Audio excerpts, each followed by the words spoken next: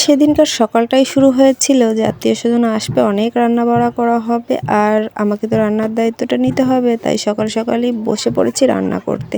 তো ভেবেছিলাম যে গরুর মাংস দিয়েই শুরু করি, আর আজ যেহেতু অনেক কিছু রান্না করব, সুন্দর একটা ব্লগ করব।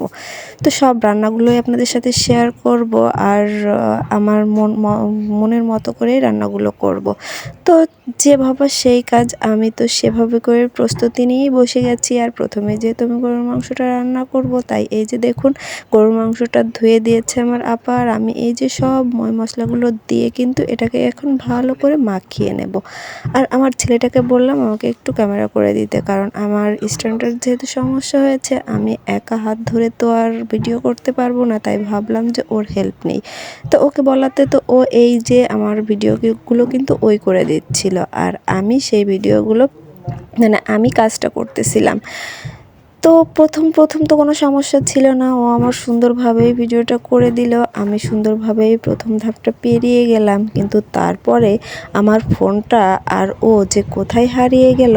আমার কাজের রান্নার এতটা প্রেশার ছিল, আমি ভুলেই গেছিলাম যে আমি আর ভিডিও করব, বা আমি ভিডিও করতে চেয়েছিলাম। তো শুরুটা আমার আসলে যেভাবে আমি করি, আমার শেষটা কিন্তু সেভাবে কিছুতেই হতে চায় না।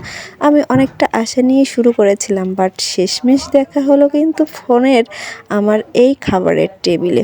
যখন খাবারটা টেবিলে সাজানো হয়েছিল, তারপরেই কিন্তু ফোনটা পেলাম, আর ভাবলাম আপনাদের সাথে একটু শেয়ার করি। দেখতেই পাচ্ছেন পোলাও করেছিলাম, পুঁটি মাছ ভাজি করেছিলাম, রোস্ট করেছিলাম, গরুর মাংস তো করেছিলাম, সেটা দেখিয়েছি প্রথমেই। ইলিশ মাছ ভাজা করেছিলাম, চিংড়ি মাছ ভুনা করেছিলাম, নদীর মাছ চচ্চড়ি করেছিলাম, তারপরে ডাল মুগ ডাল রান্না করেছিলাম মাথা দিয়ে, তারপরে ভাত, মুরগির মাংস, রুই কাতল মাছ, তারপরে পটল ভাজি, বেগুন ভাজি।